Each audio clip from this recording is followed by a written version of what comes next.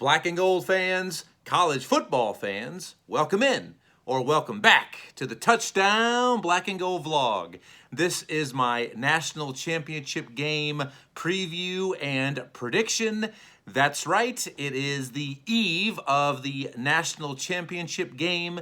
We have finally reached the pinnacle of the 2022 season.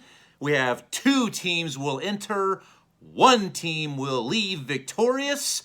It all comes down to this, folks. We've got the Georgia Bulldogs versus the TCU Horned Frogs.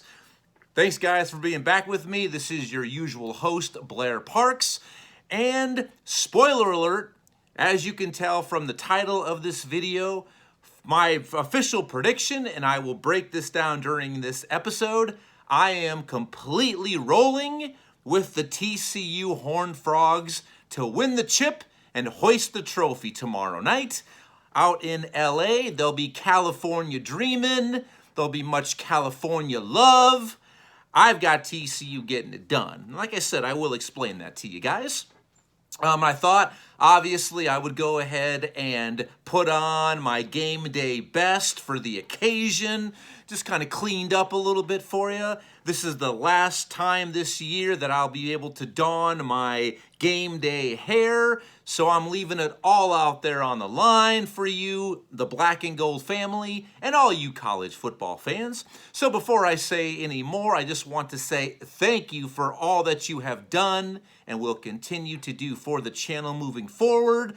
Here on the Touchdown Black and Gold vlog, you do not have to be a fan of the Black and Gold of the Iowa Hawkeyes. All college football fans are welcomed here. This is a gathering place, a safe zone, and I want to hear from you and all of you, regardless of what team you are a fan of. Please let your voice be heard. I want to hear from you. Please comment. Let me know what you think. Please subscribe, smash that subscribe button. Let's keep momentum going. Everything is trending in the right direction here, guys. Views, subscriptions, likes, comments.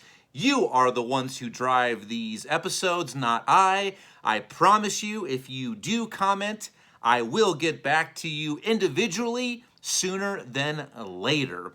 So, obviously, I'm picking TCU in this game. And this is going to be a very short episode, guys. And I apologize. I have not been trying to neglect you, the Black and Gold family, and all of you college football fans.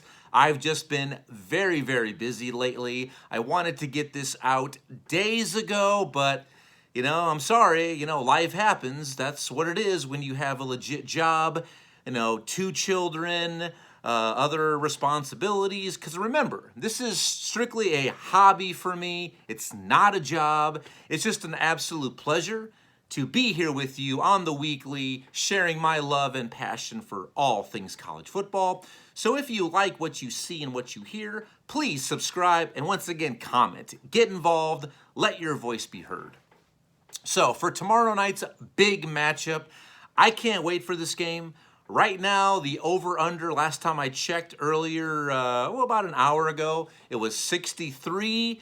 If I were a betting man, without thinking about it, I think I would take the under. I could see there being 60 points in this game, but I definitely don't think it's going to be an absolute offensive standoff back and forth. I think the defenses will flex when they need to, and I think both teams will find it a little bit tough sledding against the other's defense. So if I had to put some money down on it, I would go ahead and take the under. Georgia is favored, which is not a big surprise. I mean, when you look at their season, guys, they have been the best team from start to finish. They are favored by 12.5 points. I actually think, even if you don't believe TCU is going to win, because obviously you know where I'm at, and I'll get to that here in a little bit, but even if you don't, I definitely think TCU can keep it at 13 points or closer. If I had to put down some money, I would say go with TCU to cover, even if you truly don't think they're going to win, and that's fine. That's okay. I mean, I just don't want to be the one to say, hey, I told you so later, but that's just my opinion. So that's where I think as far as from a Vegas standpoint, Now, I am really excited for this game. I think there's a little bit of meh, and I don't see why people can think that. And I think a lot of it is, you know what? It doesn't really excite me. It's not a big-time buku matchup of two powerhouses, whether it comes down powerhouses from a historical standpoint or powerhouses from a recruiting standpoint. It may not be that, but it is still a very intriguing game, guys. You've got Georgia, who's trying to win back-to-back natties. They were last year's champion. And this is still a very good Georgia squad, all right? And you've got TCU out of the Big 12, all right? And this is something worth noting. Obviously, you've got the defending reigning champion trying to go back-to-back under quarterback Stetson Bennett and head coach Kirby Smart. But you've got this TCU team, guys, that preseason, they were pegged at 6.5 wins via Las Vegas, okay? And I told all you guys for watching, take the over. If you want your wallet to expand, take the over. And those of you who listen to me, you got a little bit of money in your wallet, okay? So the 6.5 victories is all they were pegged for winning, okay? And also preseason, guys, TCU was picked 7th. Preseason 7th in the Big 12 Conference. So obviously started the season unranked. And they've got quarterback Max Duggan, a guy who ended up being a Heisman Trophy finalist, just like Georgia quarterback Stetson Bennett was. And I got to say that. Both of these cats were Heisman Trophy finalists. But Max Duggan wasn't even the starter going into week 1. I mean, it's such an intriguing matchup. It's like Cinderella is still around. Granted, it's closing in on the last stroke of midnight, but she is still in her glass slippers, okay? So you've got a team going for back-to-back. You've got a team trying to hoist their first national championships ever since we went to the BCS or the playoff format. TCU has won a national championship in the past, but it was long ago past, okay? And here's why I like TCU, okay? That sometimes in sports, guys, we have the occasional example that right before our eyes, even though we may not know it at the time, but we look back and say, that was a team that either wasn't or can't be denied the overall goal of winning. And we've had this throughout all sports, not just college football. I hate to say a team of destiny. That might be a little bit too much, okay? But still, sometimes the stars align and certain teams will just find a way to get it done. And this TCU squad, it feels a little bit like that to me. I already said 6.5 wins, picked to finish 7th in the Big 12. I didn't buy that. I told you take the over. And I did tell you guys I had TCU getting to the Big 12 title game. I mean, I didn't have them going this far. So am I completely shocked or surprised about their season? No, I'm not. I do know a thing or two about this great game. Not everything, mind you. I do make some mistakes. But just every now and then we have this happen. And it seems like that is what's going on with TCU. I mean, in the annals of college football, I can think of a couple right now. The 1998 Tennessee Volunteer National Championship team. I mean, I know of at least, two circumstances, 2 games during the regular season where you scratch your head thinking, how the hell did they come out on top? Definitely against Arkansas, and the other, I believe, was against Mississippi State. 2002, Ohio State defeats Miami in at the time the BCS championship game, which was a huge accomplishment itself because we all know that long winning streak that the Hurricanes were on at the time. Basically, they were an NFL farm team, by the way. But also earlier that season, the 4th and short with under a minute to go at Purdue. What do? Craig Krenzel, remember the quarterback who couldn't win a game? Basically, rather than handing it off, He throws it deep, and Ohio State scores down by what? They were down by, I think, 4 points, maybe even 3 points. And they go deep, and they score a touchdown, like a 40-yard touchdown pass. All right? So right there, it's just sometimes these things happen. And I can think of several examples in the world of Major League Baseball. I mean, when the Red Sox broke their curse, right, when they defeated the St. Louis Cardinals for their first World Series in just under 100 years. Remember, that was a team that in the ALCS was down 3-0 against the Yankees. Stormed all the way back. And I remember talking to a lot of my Cardinal fans, because some of you know, and if you don't know, now you will know, I reside in the Show Me State of Missouri. So a lot of my Cardinal friends and family said, yeah, this is a matchup I think we can win. And I told them that ain't going to happen. This team is not going to be denied after what they just accomplished. This series is already over. It happens. And also look at Texas Western basketball. Basically defeating Kentucky in the college basketball championship game, starting 5 African-American players, kind of breaking the mold and hoisting a championship. There's just certain things that teams can't be denied. And that's where I'm going with this. This TCU team has that vibe to them, and I don't know what it is. And I'm going with the underdog here. And I think if you are somebody who wants to root for the underdog, how can you not get behind TCU? You really can't, all right? Now, Georgia, we all know what they're going to want to do. They're going to want to impose their will. They want to control the lines of scrimmage, and they want to take advantage of the playmakers they have on the outside. Let Stetson Bennett do his thing, and I've got to give kudos to Stetson Bennett. Last year, I thought, this guy, I hate to use the term, but sometimes it is appropriate. This is not meant to be disrespectful. But to me, last year, he was more of a game manager.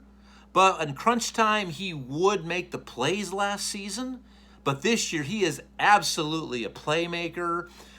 He has absolutely stepped up his game this season. I mean, this guy can ball. But on the other side, I look at Max Duggan, guys. Is there anybody else? And maybe I'm a little bit biased here. I always try to be Mr. Objective. I'm not a Homer Simpson.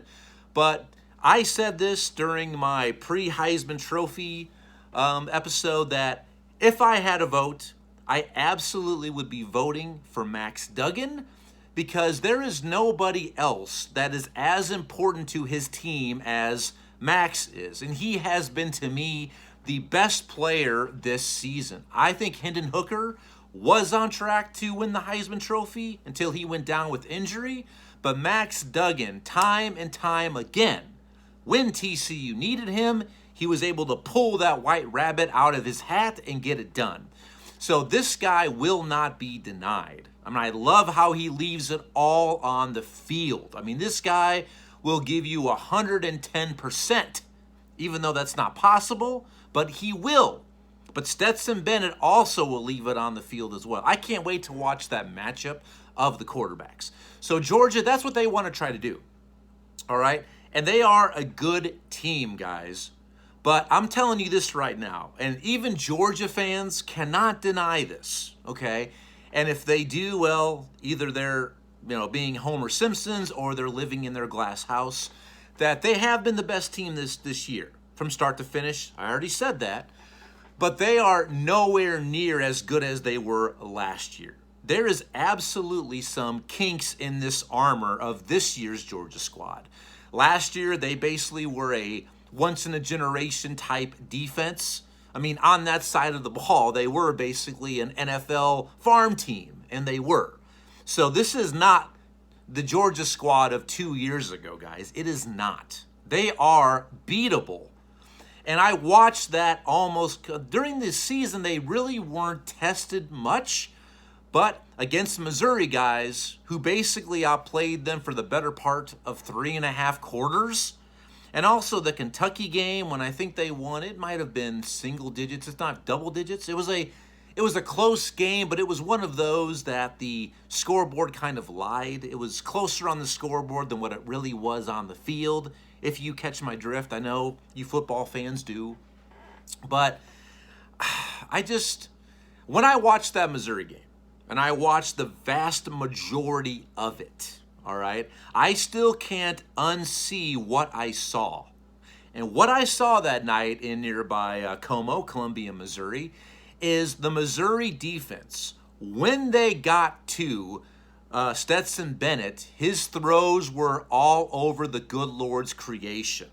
When he was uncomfortable, when he was pressured, when he was hit, it was tough for Georgia to move the ball. This is not the Georgia teams of the past, too, that their first option is to run, second option is to run. All right, this is a team that's going to try to mix it up. They want to have a good mixture of run and pass, but I mean, it was a long night for Stetson Bennett against Missouri. I mean, they absolutely made him feel uncomfortable. He was rattled, but in the end, he did pull it out. And if you watched the semifinal game of TCU and Michigan, all right, what was TCU's game plan? Overall, this is how TCU won that game against Michigan. Yes, there was some bonehead, head-scratching play calling by Coach Kaki, Jim Harbaugh in Michigan at times. There was the touchdown that wasn't a touchdown. I'm not making excuses. TCU won. They were the better team. But this is what happened. When they faced off against Michigan and quarterback J.J. McCarthy, the entire game, guys, basically TCU rushed 4, if not 5 guys. They would do delay blitzes. They would disguise them very well. And J.J. McCarthy was under duress basically the entire game. If they can emulate that against Georgia and quarterback Stetson Bennett, TCU is going to have every opportunity to win this game. I'm afraid that maybe they showed a little bit too much on tape. You know, you don't want to show all your hands too early, right? But hopefully they can maybe throw in another wrinkle or two. If they get to Stetson Bennett, if they can live in the backfield, I promise you TCU will win this game, guys. All right? If not, if Georgia's able to give him some protection and time, and if Georgia gets up by 2 full scores early, then it could be a very, very long night for TCU. And TCU, we've seen this all year, guys. They are a second-half team. I mean, when things look their gloomest and darkest, that's when they rise to the occasion. I mean, that's another reason why this team should have probably lost at least 2 or 3 more games this season. But when they needed it, they found it. They were able to rise above the challenge and get it done. All right, the adversity, it was something that Max Duggan and TCU was able to answer numerous times this season. So that's really going to be the matchup that I see, okay, is can TCU get in the Georgia backfield? And also, the weakest part this year of that Georgia defense, guys, is their secondary. And you cannot deny that TCU has absolutely big-time playmakers and weapons on the outside at the wide receiver position. I mean, athletes all over the field. Tall, fast, good hands, run good routes. So I think they absolutely will be able to break off a couple big gainers and big plays against that Georgia secondary. I really do. And another reason why I want TCU to win is I want some chaos, guys. I want the debate to get even more fired up, okay? And by that I mean there's been a lot of discussion. I don't want to say the word hatred, but there's been some strong words between conference fans, whether you back the Big Ten or the SEC, Pac-12, Big 12, whatever it might be, that it seems so unfathomable, or man, I can't even, most people right now can't even think, or they can't even envision the national championship being won by a Big 12 team. They just can't, and they just don't want to do that. Like, nope, that can't happen. It ain't going to happen. It seems like even some more of the SEC folks, Even more specifically, they can't fathom or even envision the potential of somebody other than the SEC winning a national championship, right? But the thing is, it's something that is, so many people can't look past that. And there's so many people who've been saying before the semifinals that, the Big Ten shouldn't have got 2 teams in. TCU lost in the Big 12 title game for their only loss of the season against Kansas State. They shouldn't have been in there. The Big 12 is weak. And I would love for them to win, just so then the people who are on that side of it, who make that argument, then what are you going to say? Are you still going to say that they didn't deserve to get in? Are you going to deny them saying that they are the best team in college football? Some of you probably still would, but you don't have solid ground to stand on if you end up doing that. If they do perhaps win, which I do think they will win. I do. So that's why I kind of want to see them win also, to just add in, what did the Joker say? Just introduce a little chaos, right? And I think when TCU knocked off Michigan, people were saying, the Big Ten is weak. How could they lose to a Big 12 team? And Ohio State, which had every opportunity to defeat Georgia, this close, Georgia did win. They made the plays when they needed to. It's like, wow, people saying how Ohio State didn't deserve to get in when they could have very easily beaten Georgia. So that's why I want to add more chaos. I want this to heat up even more, okay? And just to come clean here, Georgia's the best team. So yeah, do I think the SEC is the best conference? You have the best team at this point anyway. You can claim that. So are you the best conference? Yes. But you're not the only conference that matters, okay? So that's why I do want TCU to win. I would love to see it. Plus, it's historic, okay? I mean, TCU has lived in the shadow of the other Big 12 name brands for so long. I mean, Oklahoma, Texas, that's all you ever hear about, right? And let's look even more specifically at the Lone Star State. Is it not poetic justice that the first team from the great state of Texas, where everything is bigger, including high school football and college football? We all know that high school football and college football are subcultures within a culture in the state of Texas, and the amount of talent they have and what that sport means, that TCU is the first team from Texas to make the college football playoff field. And thing is, this is one of the last chances we're going to have. A very, very small school. TCU is a private institution. They have just under 11,000 undergrad students, so very small enrollment overall. Especially now when we're going to have the expanded college football playoff on the horizon, we're not going to see this again in the current four-team format, okay?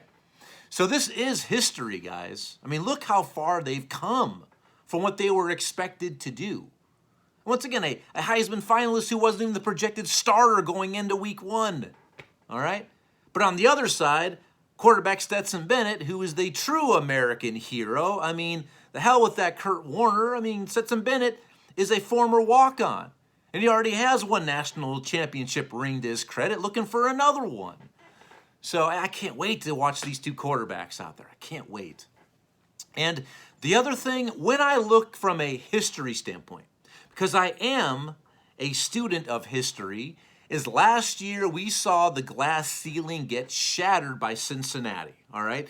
The first non-Power 5 school to break into the college football playoff field. Now, that was historic. That was once in a generation. Could we see that next year from the non-Power 5 ranks? Well, maybe.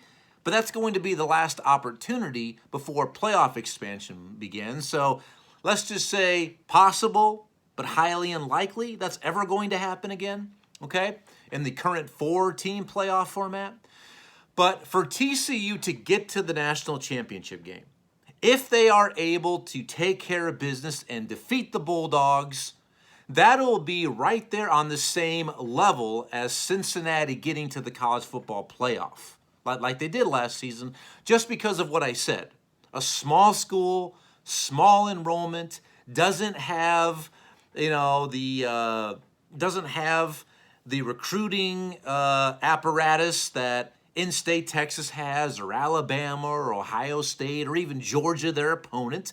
They don't recruit on that very upper echelon level, right? They don't. They don't have that overwhelming, whoa, grasping history, all right? So that's why this would be historic. So if they win tomorrow, all right, and I'm going to say if. I could say when they do. I do think they will. But so tomorrow, if they win, whenever we talk in the future about Cincinnati making a college football playoff run, in the same sentence, we also have to mention, and don't forget about TCU winning the college football championship, because it's right there on the same level if they're able to complete this Cinderella-like season.